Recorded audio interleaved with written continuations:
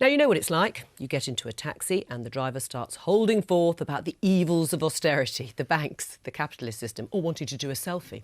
Then he tells you he had that John McDonnell in the back of his cab the other day. Well, maybe not. But those are all views you'd be likely to hear if you went for a ride with Mark McGowan.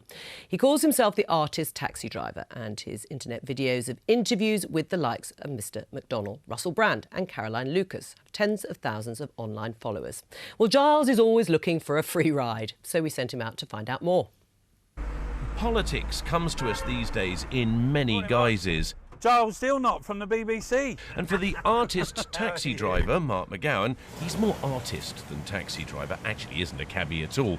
He's feisty though, and he's had some big names in the front seat of his car, all speaking to his followers via YouTube.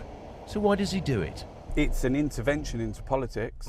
It's a critique of politics, a critique of the media, even a critique of art. But I mean, even though I say my primary purpose is I'm an artist, you know, I have a massive passion for politics and engaging in lots of I've, you know, been a supporter of lots of social justice campaigns like the02Oct15 Mums. It's an amazing campaign. Sweets Way.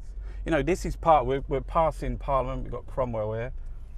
This is, oh no, Cromwell's over there. That's Richard I. Richard I. This is David Cameron's home-owning democracy. You know, this is something to engage with. Is it over there? There's a statue of Charles II or Charles I, or like a little. Oh, a little figurine. Yes, Yeah. yes. Yeah, go on. Sorry, what was you saying? Does it bother you that a lot of people aren't fired up by these things? I mean, these things, they genuinely upset you. They bother you that people. No, I think people are getting engaged. Right. I think there's a massive rise in blogging, in vlogging, in you know, there's a massive rise in political consciousness. We've seen that in Scotland. We've seen it with Jeremy Corbyn, and people want to engage. I was saying to you before, you know, why doesn't the BBC and the Sky get more independent, more voices, more, you know, why are they always reverting to the corporate media? You know, journalists from the Sun. Let's talk to the guy. Out you are now on the BBC. No, but you know, we need to get more people like me on the BBC. And do you feel well? But also, don't we need to engage. Other voices need to be heard. You know, and the rise in political consciousness. You know, whether you take it the SNP, it wasn't that you know, that Nicola Sturgeon, Alex Salmond, they were pushed. They were pushed to the left by people. Jeremy Corbyn, you know, he's got no backing. He's got John McDonnell, and that's it.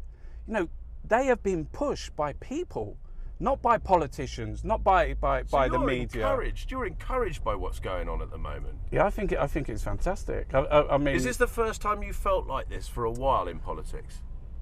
You know, there's Parliament Square there. On the day the Tories was elected, you know, the morning after the election, I stood on that square. I was by myself. I was nearly crying because, you know, how you think about this. How could you vote for austerity? No, how could you physically go out and vote? Lots of people did. Yeah, but do you understand? Austerity is a massive scam. I enjoyed my chat, and it didn't stop there. We chatted for half an hour, and our full conversation is online on his YouTube site. He only swore once, which to his fans must be something of a record. Mark McGowan, otherwise known as the artist taxi driver, joins us now. Where did the idea come from? Well, it's a 15-year art practice. So about 5 years ago, I went to I was supposed to go to the Frieze Art Fair, but I never went. And someone said, "Oh, are you a taxi driver?" And I said, "Yeah," because I'd uploaded this film about. So, I mean, my primary purpose is I'm an artist. No one ever says to me, "Oh, are you really a taxi driver?" Everyone always says, "Are you really a taxi driver?" No one ever says, "Are you really an artist?"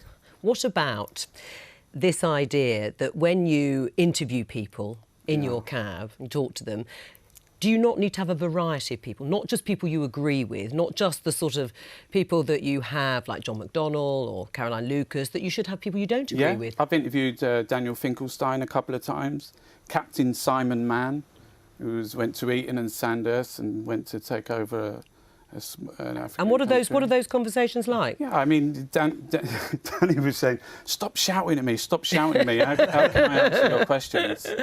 Do they shout at you? I mean, Danny, he's a great, you know, he's a very good debater. He's a good debater, yeah. You know, it's difficult to talk to people.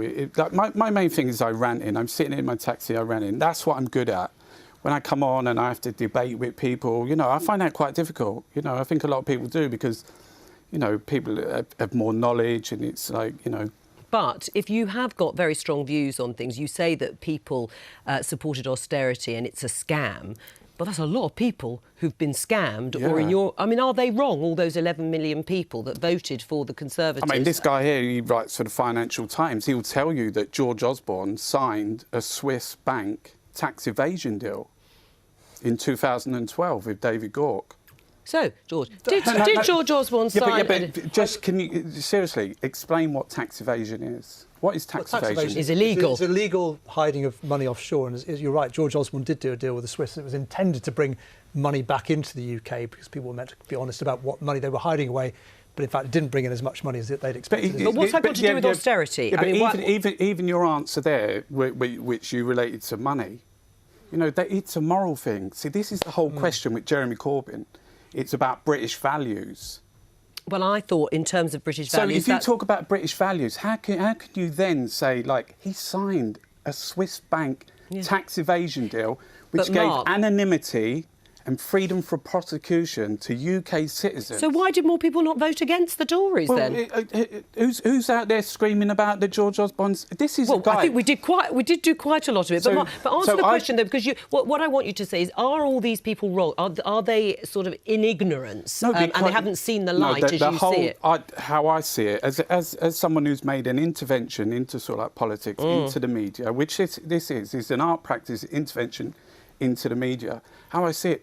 They framed it, you know, even before Jeremy Corbyn, The Sun, a lot of other media, but the Tories themselves have framed the debate around British values. All right. The whole debate is around British values. They have framed it around British values. Whether Jeremy Corbyn's standing up and not singing a national anthem, whether he hasn't got his tie on. Well, everyone is against tax evasion. I mean, all political parties. George Osborne isn't against tax evasion. Yes, he is. He is. He is. He's against tax evasion. I mean, that's morally wrong. But just to come slightly off the tax evasion, tax avoidance, one is illegal, one isn't. The government would definitely say it is against the stood evasion. Up in 2012. But Mark's broader point that people have become engaged, obviously, by Jeremy Corbyn. I mean, do you think there is now a growing sort of groundswell for the sort of anti-establishment, anti-austerity politics? I think this is one of the great things unleashed by the SNP, and I think it's something that Westminster has not really dealt with. They thought when Scotland sort of managed to not vote, they thought, oh, that's over with. And then, of course,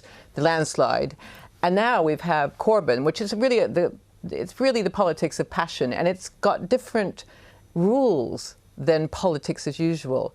And it's something that I think is not going to be able to put back in the bottle. And it'd be very interesting to see how the Tories actually try and deal with it. Right. But the austerity debate is one that people should be having, and what they should be saying. But we've had this debate, haven't we? We had it in the last 5 years too. But how can he sign a Swiss bank tax evasion deal and at the You're same obsessed time? With the Swiss bank at the same time, we're asking disabled people who we haven't got enough money for social care, that they have to wear nappies overnight because we haven't got someone to take them to the toilet. So why didn't that resonate more?